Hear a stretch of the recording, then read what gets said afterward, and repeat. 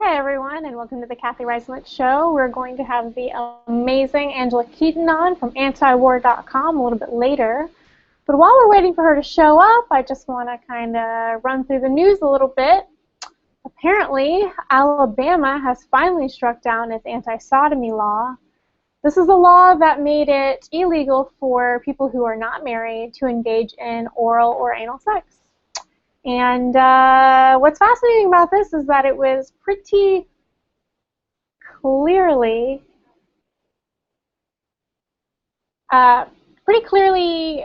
aimed at harassing, giving legal pretext to give cops the ability to harass gay people.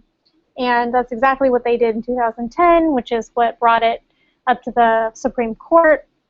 And I love this. I love, first, that it was struck down. I mean, that's obviously amazing and a win for liberty and common sense and freedom everywhere. But I also love how, according to the Jezebel report, there are still 11 states with sodomy laws on the books. Everyone acts like this stuff is over, that state-sanctioned homophobia is over, that the civil rights struggle is over, and it just shows that it's not. At all, that homophobia obviously still exists in our society, and that it forms the basis for some pretty horrific laws, and that cops are using these laws to harass people who do things that they don't really enjoy. But now we are joined by our beautiful guest, Angela. Thank you so much for joining us. How are you? Great. Can you hear me? I can hear you. Okay. I won't play with any more controls or settings then. Okay, good. All right, I'll introduce you. Angela Keaton is Director of Operations at Antiwar.com. She is a self-described anarchist bitch. Her Twitter bio describes her as skeptic, hater, feminist, robot, emoticon-free, against power, and cat pics. She's interested in foreign policy, tabloids, and the gym. #FreeChelsea. Thank you so much for having taking the time to join me today. I want to first talk about the ongoing saga of the Antiwar.com lawsuit against the FBI. Yay for suing the government. That's exciting. Where are you in that? What's the backstory? Oh gosh, I'm glad we have a few minutes because it's a long and fun one, and I enjoy telling it because it's so ridiculous. Back in 2011, minding our own business, the boss calls and tells me, "Are you sitting down?" And this is never a good way to start a conversation ever with that tone of voice. Nothing ever good comes from that. But apparently a reader had tipped my boss, Eric Garris, who's the founder and basically the CEO of Antiwar.com. And the reader said, we found someone loaded a Freedom of Information Act request on one of these big sites that has large documents. And in it, and this person, some blogger who did some issues that are kind of ancillary, kind of interesting about 9/11, but not really on topic, and the small blog. He asked for Freedom of Information request, and he got back a huge stack of papers on all sorts of things relating to that. But about 10 pages of that was about Antiwar.com, and another 10 pages was about our editorial director, Justin Raimondo. Now, what it indicated basically was that what was asking the question was whether or not in these files was that the feds wanted to know if Antiwar.com had received, was an agent of a foreign power, basically, just cutting right to the chase, or receives any foreign funding. And there was a lot of long things too that the feds were interested in, and it seemed to trigger a preliminary investigation. This happened. The information indicated this was somewhere 2002 to 2004. Well, okay, one thing leads to another. The ACLU gets a hold of it. They can't wait to take the case. And, of course, information back and forth and flying and denials and non-denials and much more. And I say blacked out, I really mean whited out stacks of papers. What we do know is that Antiwar.com has been under investigation for quite some time, at least 10 years, and as recently as 2012. And that Eric Garris and Justin Raimondo, now this part shouldn't be too shocking for those who know their libertarian history, but they've actually been under surveillance quite some time. The surveillance of Eric Garris actually goes back to 1971 and possibly with the Peace and Freedom Party. So, and that seems reasonable. I mean, yes, people should have been looking at, if you're taking the government's point of view on things, should have been looking at libertarians in the 1970s. They were pretty radical. And the Libertarian Party was a very radical then too. So that kind of makes sense from their point of view. But antiwar.com is being monitored, and what the outcome is that some people got nervous. We had some donors literally, oh no, I can't do this. And it's understandable too, especially with people who've got some money, they don't really want to lose it, and they don't want to embroil themselves with any extra drama. I mean, this is something that, activists take it for granted. Like, you live in a certain amount of denial if you do certain kinds of work. Like, yeah, okay, the phones are being listened to, but if you thought about that all the time, you wouldn't be able to communicate properly, just in a natural state of affairs. And it's intentionally, it really does undermine your normal sense of self. But of course, now thanks to Snowden, we know that everyone, has been being listened to, though we don't know how much and what attention and so on. But it did change the way some people saw antiwar.com. It did hurt our funding significantly, and I think it did make some people think a little bit harder about being in the anti-war movement. But people who know their anti-war movement history knows that anti-war activists have been under surveillance since World War I. So that's not anything new, or that part, that's been going on, and there's been FBI investigations in 2010 and 2011. The Midwest has a lot of active anti-war groups. Minnesota's a place where you couldn't go 3 feet without finding an anti-war activist. So people who've been very active, particularly in causes like justice for Palestinians, have been given a little extra attention, perhaps, than normal activists would be. But cannot make sense. I mean, war is the health of the state. I mean, the most controversial thing anyone challenges is war, and it's the most basic thing that libertarians should be thinking about. Because if we can't solve the mass murder problem, I'm not really sure what we're going to do about the rest of our agenda. It just seems that we should probably maybe try, seeing what we can do about those basics: war, occupation, torture, these very basic human rights issues that, just by born of being human, and whether you believe natural rights are from God or reason or whatever, it doesn't matter. I mean, if you can't reason well enough to think in the old-fashioned objectivist sense that, that this kind of mass murder is just unacceptable, then I don't know how we're going to get people around thinking in terms of non-aggression and thinking in terms of, what's a logical, rational way of treating and interacting and trading with people. So I'm hoping that this is sort of that the third round of Iraq, because it seems like the war with Iraq never really ends. Now that it's taken up, a large chunk of my life, that libertarians can think really what are the most important principles, what are the first principles, and this is where I think people are their compassion's tested too. I mean, presumably you understand why you don't want your neighbors to be victims of the drug war. I mean, your neighbors are people you interact with, but someplace like Afghanistan might as well be on Mars for most people. I mean, it's bad enough the horrible, and let's call it what it is. It is a horrible agitprop racism against Arabs, Central Asians, and Muslims, even though we don't think of the term racism in that sense. What we're talking about is some really horrible collective bigotry that's that comes through in our art, comedy, and from our politicians to make us think in really hard racist terms, and allows us to dehumanize people that are, let's say, Afghanistan or Waziristan. I mean, that does look like the landscape of Mars. I mean, those people might not be real to most of us. So what we think about our compassion towards them, and that the basics should be that we shouldn't be dropping bombs. We certainly shouldn't be sending killer robots to wipe out entire families. That should just be basic. I mean, we're supposed to be, it's sickness, So I'm sorry, I can keep ranting. Right. I had something that I really like. No, it's good. Something that I really like about your work is that it does focus on the kind of first principles and recognizes the pernicious nature of our kind of knee-jerk reaction, where people have this tendency to dehumanize. I mean, you saw the brouhaha about the Heritage Panel, where Jana Milbank was, kind of painted it as extremely anti-Muslim, and then video came out and it was a little less hostile to the Muslim woman in attendance than he painted it as. But the fact of the matter is, they had a panelist who describes herself as one of the top experts on terrorism, who is on record saying that Arabs are barbarians, right? And so you see this, exactly what you're talking about, this othering, this dehumanizing of people that leads us to exactly what you're talking about, dropping bombs on people and depriving them of rights and torturing them. And I think that that's kind of, it makes you a little bit of a rare libertarian, and it's something that I really like about your work, that you see the roots of the problem, not just the branches, which is war, but the roots, which is that dehumanization, that othering. One thing that I wanted to touch on briefly that I really liked about what you were saying, and I also want to say, this is a really good opportunity with a lawsuit.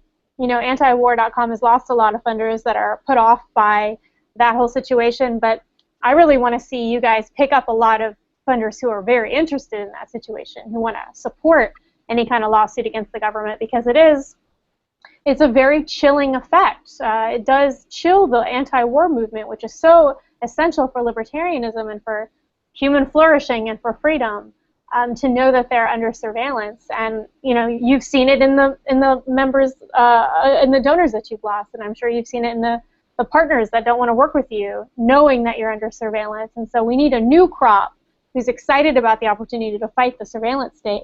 But I'm curious, we've talked a little bit about this in the past. You said that in the 70s the libertarian movement was more radical. It seems like that to me. I began reading about liberty really in the early 2000s, and Reason Magazine did a good job, especially like Jesse Walker and Brian Doherty, of kind of chronicling that history. And I thought that that's what I was getting into when I got into liberty. And then I see this like weird, Republican, social conservative thing, and I'm like, this is not the liberty I signed up for. Tell us a little bit more about that. Oh gosh, the whole history. Yeah, I do a lot of reading and thinking about the libertarian movement for various reasons. But one of the main ones is trying to understand, how we got to where we are and what the priorities are. This is a long, complicated question, but there's several wings of right-wingery, and I tend to take and this isn't a contrarian view. I think this is actually a normal, critique of power. But at times, at least since the empire became the real issue in 2001. I mean, this is the time frame that you were thinking about. I'm trying even, maybe I should back it up even further. There's always been different strains, and there's always been attempts by different groups on the right to kind of come in and take it in the co-optation. But co-optation's really never been the problem. It's always been the internal lack of focus on what the philosophies really are, what the most basic things are, the set of priorities. And for a long time, the Libertarian Party goes through periods like this, and the Libertarian movement does, but it becomes a very, very narrow set of of interests that make libertarians easy to parody. That it really is just for a certain kind of either computer programmer, dope smoking atheist who doesn't want to beat up on queers too much and just doesn't want to pay too many in taxes.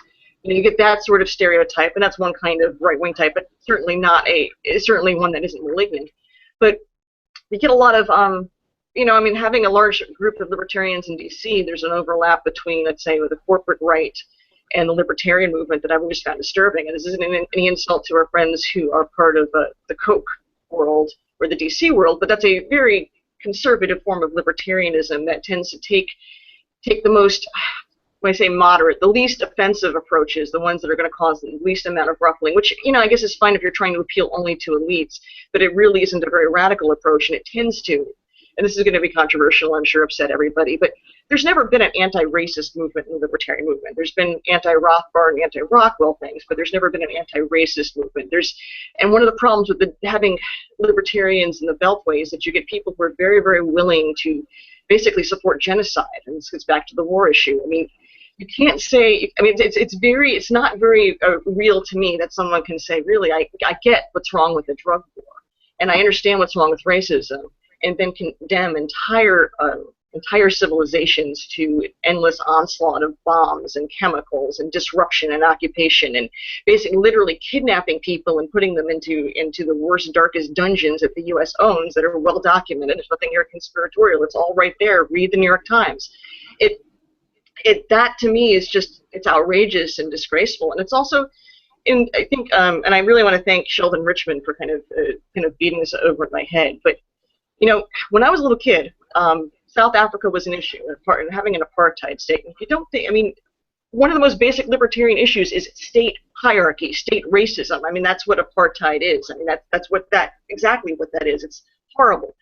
And libertarians have really, one time libertarians were on the vanguard of things like this and were really, really behind, particularly in the issue of the colonization of Palestinians. And I think that kind of racism and our willingness to overlook that and our willingness to apologize, not even apologize, but to accept people who still think that that's acceptable in 2014, seems to me that that's really, like, we learn nothing from the newsletters. We're still stuck in the same place, and that there's no career loss, or you don't suffer very much in your career if you supported a war of aggression.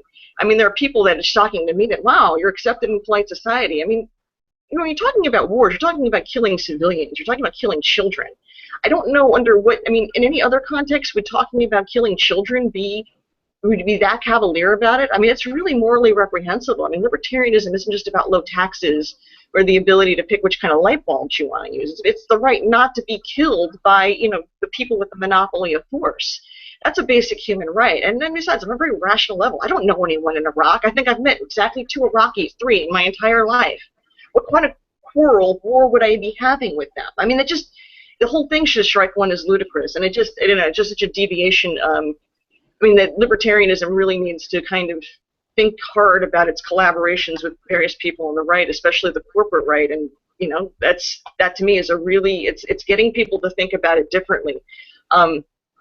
I've heard some young people misunderstand this. I mean, this is all due respect for people at Cato or Institute of Humane Studies, but they were not the leaders of kind of the most recent wave of left libertarianism. The most recent wave of left libertarianism, where these concerns came to the front, basically the foremost, they're directly from, you know, the Alliance Libertarian Left and the people who were radically anti-empire and the ones who are willing to collaborate with the paleo-libertarians to stop the most horrific, horrible violence against people. That's where this all comes from. I mean, because it very much leads to an understanding of feminism and anti-racism and anti-homophobia, especially when you see militarism in the empire. Really, I mean, what are you talking? I mean, what is the ultimate outcome of patriarchy? Well, it is empire. What else would it be? I mean, it's the big dick ruling basically roaming the earth and destroying. People are it's going to make some people uncomfortable, but that's what empire is. So when I think about this time, I mean, people have really, I mean, I'm glad everyone has kind of sort of started to think about things like power and how race and sex and so on, but I think we've got a long way to go, and I think there's a little bit too much, you know, congratulating oneself from certain quarters where there wasn't that support 10 years ago when the discussion about, you know, really should the U.S. be engaging in genocidal wars was the most important issue of the day. I mean, I think that was a really telling time. And this, you know, where you stand on war really does, you know, it's like a question of empathy. It's like what I call the Waco test. If you don't understand the very basic right to live, be able to live freely and be able to live without coercion from the state in terms of how you practice your religion, how you practice your sex life, how you structure your family, and you can't see what happened to the Branch Davidians is such a horrible, horrible repudiation of all the bullshit, all the nonsense and propaganda that's taught in the state and the private schools. If you don't understand why that's, you know, what happened at Waco is horrible and a real test of where people's compassions are in terms of human rights. We really shouldn't be bothering so much with libertarianism because, you know, I mean, a lot of people, you've talked about privilege, a lot of people, you know, who talk about libertarianism or who are libertarians, you know, live a fairly privileged life. They're not going to get beat up by LAPD tonight. And they're, you know, they pay a horrible amount of theft in terms of taxes, but they still have good income. So, I mean, if we want libertarianism to be really something, or like have a meaningful statement about, you know, universal human rights, then we really need to get our priorities straight, and the priorities really need to be about war, occupation, torture, not mass, you know, I mean, mass murder. That should never be on the table. I don't know. I mean, 2014, we're the most civilized, advanced country in the West, and that's how we still solve conflict, and that's how we create conflict for other purposes. It's really distasteful, and I'm hoping that. Well, this might be a time for some moral evolution and growth on the part of the libertarian movement. One would freaking hope. Yeah, I think that would be wonderful. What do you think about the possibility, it looks like the likelihood of ramped up conflict in Iraq? How do you think that'll impact Hillary's chances? Because I know that I agree with you. I think that people are really tired of this crap, and that Hillary is not anti-war. She's pretty much a neocon. Do you think that'll hurt her, or what do you think? Oh God, I'm the worst person to ask political electoral questions. I don't vote, and I stopped following electoral politics a long time ago. But just a general. My general assumption is that anyone who reaches the top tier of where, he or she should be in terms of, okay, the power classes accept you. So a Bush, a Clinton, or somebody like that, it's not conspiracy, it's consensus. Like, their mentality is all kind of the same. They all socialize with each other, they all interact with each other. You don't need any Illuminatis or crazy meetings. I mean, these people, they go to school together, they intermarry, they all think very narrowly in their little world. It doesn't, I mean, empire is the fact of their life, and they're fine with it. They don't think of it as empire. They just think of it as doing business. And, so anyone who reaches that level has already made that deal with him or herself. So, I mean, that's how they think about the world. I mean, does anyone think Barack Obama is sincere? I mean, is that true? I mean, do you think, when you think of sincere, do you think Harvard lawyer? Do you think representative of Wall Street? No, I mean, that's what you get with Barack Obama. It's like that kind of person. Or Mitt Romney. And it's curious because, it's funny how identity politics play. I mean, no one is really serious about it really thinks that, Mitt Romney would identify with the ordinary concerns of the Church of the Latter-day Saints, the average Mormon. Mitt Romney lives in such a weird world. And the same thing with Barack Obama and African Americans. What possible concern or understanding of any of that could he possibly have? I mean, he's lived a very privileged life, and really a quite interesting and amazing one. So I don't know how. I mean, these people are the kind of people who are drawn to power in the first place. I mean, their personalities and their lack of ethics. I mean, that's the whole thing. It's all about character. We talk about non-aggression principle. What we're really talking about is your character, where you know that force and fraud are inherently wrong. I mean, that you shouldn't have to think too hard about that. That should be the conclusion of just opening up your mouth and breathing in a little. Makes sense. Fair enough. Can you give us, in the few minutes that we have left, kind of not so much an overview of what's currently going down in Iraq and what people need to pay attention to, but especially what libertarians need to pay attention to as they write and speak and talk to their friends and pay attention. What's going on? What is the mainstream media kind of not reported on accurately or enough? Oh, well, in terms of Iraq, there's a whole lack of context in terms of when it invites the experts that are asked to be on shows are very much the people who cheered on the war. I mean, there's no lack of reflection. There's no accountability. We have a very, that commie Noam Chomsky is absolutely right about his media analysis, and has remained right ever since manufacturing consent came out. The press, it's a very narrow range of views that are allowed to be spoken and not be considered cranky, which is why.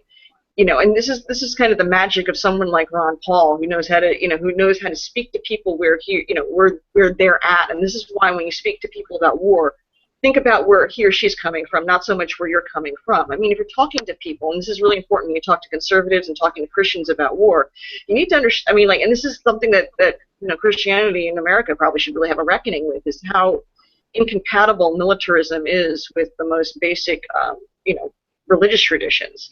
And so when you talk to people, it's not to try to beat them over the head about, other issues like I care about trans misogyny, but I don't know if I can necessarily I can't immediately tie that into the war issue, but actually I can. But, you speak to people where they are currently, their concerns, ask them what it is they're concerned about, what they're afraid of. And you can give them a little bit of history of Iraq. But what it really comes down to, and all these histories are kind of the same. I mean, U.S. intervention has all these chicken and egg cycles that are comically obvious. But it's really that we need to be speaking to people who aren't part of the movement. We need to speak to normal human beings, non-activists, and libertarians have a horrible time more than any other group. And I watch how the other groups bicker, since the anti-war movement gives that kind of perspective in the hard left and the old right. But we really have a hard time learning how to interact normally with others. And if we want things to be a mass movement, if we want libertarianism to not just be the narrow concerns of a few people, then we really are going to have to do that. The movement, a friend of mine who's been dead several years now, but he used to say, the movement's out there. That's where we need to be making an impact, not amongst each other. I mean, most libertarians agree that the drug war is wrong, that being able to defend oneself is a basic human right, that state monopoly on violence is horrible. These are all things, I mean, nearly every libertarian of every stripe agrees on, and so it's not that we need to be convincing each other, except maybe on our presentations amongst the outside world, but really it's talking to normal people, and that's where we're going to make the impact. And that's why, for me, libertarian needs to be kind of lean, thin and brutalist. I mean, it needs to be kind of very narrowly focused on the most basic human rights issues, and not, you know, we all bring our cultural preferences to it, but whether it's, you know, the paleo diet or, you know, I don't whatever, people's different lifestyle choices that they make and trying to tie Sure. them together. I'm following you, but I'm seeing a little bit of a conflict, and maybe you can explain how it's not, between the idea, and I believe absolutely that libertarianism should be the belief in, you know, less or no state, and that nothing else should be required to be a libertarian. But then you also said it, you know, there's never been a libertarian anti-racist movement. So. Well, okay, well, I'll explain. This is a part of the issue, is that why is racism wrong? Okay, the answer should not be because it offends a few elderly white middle-class guys who work at Cato, because I don't really give a damn about their concerns with things. They are not suffering the boot the way others are. They don't feel the same thing. You know, it's not the same. They don't have the same experience that others, including me, have with the state. So, you know, I don't care about racism because it makes them not get invited to the right country clubs. Racism is a table leg of empire. It's one of the things that makes empire real. I mean, what were people called in Vietnam? You know, the human beings that we were shooting at. You know, gooks, slopes, whatever the hell, the horrible, horrible names. I mean, they were non-humans. That's why, you know, we talk about. That's the point of talking about racism in the context of libertarianism. Not because some people who aren't victims of racism feel hurt feelings about it. You know, hurt feelings are not what this is about. We're talking about people literally being, you know, chemically killed, people being slaughtered in the worst possible, most barbaric ways. And that's what racism, that's the consequence of racism, and that's what the drug war is. The new it's the old Jim Crow. It's the same race war we've always had. It's horrible, and that's why we should be against racism, not because, you know, it's not in good taste. Who gives a shit about good taste? We're talking about life and death, and that's the part, you know, that's why I talk about racism. It's not because not because I have any interest in currying favor with anyone in D.C. I mean, if anything, I want to be anti-favor. You know, I don't want to be at the top of their social calendar, because I don't think that their values are not. I think are antithetical to those of us who are fighting against power. That makes sense. I could have a whole conversation with you about libertarians and racism, but we only have 3 minutes left, and I want to give you an opportunity to kind of talk about antiwar.com and what you guys are up to besides suing the government, which is awesome, and then any other places that the viewers can find the amazing Angela Keaton. Well, antiwar.com, we're the only ones who do what we do. We do it every day, and we keep doing it, even with much fewer and fewer staff members and more stressed out staff than ever. But we're very, very narrowly focused on what our mission is. I mean, we're very, very clear on war, empire, occupation, torture. And that the fact is that the more the state does these things, it hurts civil liberties at home. So even though we don't consider ourselves a libertarian site, we are open to people of all ideologies. In fact, we try to make that part of our editorial policy, where you see all different people from different ideologies represented in discussing anti-intervention and anti-war and these other issues. That allows it to be a broad, you know, we're trying to be a broad-based, you know, a broad mass movement to really change the way people think, turn against empire and militarism, and that they do understand that link, and that's really, really important, that link between empire abroad and the lack of civil liberties at home. And this is something that should concern every libertarian, because what are we talking about? The endless police state. So for that, antiwar.com, we stay focused on our mission. We do a lot of work with the hard left that forces us to be kind of humble. You start learning about a lot of libertarian conceits when you're forced to build coalitions, and that's the only way there will be mass action, is through building coalitions. You're going to have to deal with other human beings, including people with whom you disagree with on many other issues. So that's kind of, to me, the charm of antiwar.com. But yeah, it's all about empire. Always comes back to that. It always comes back to empire. Angela Keaton, thank you for coming on. I hope to talk to you soon. Check out antiwar.com if you're one of the 3 people who don't know about it, and have a good rest of the afternoon.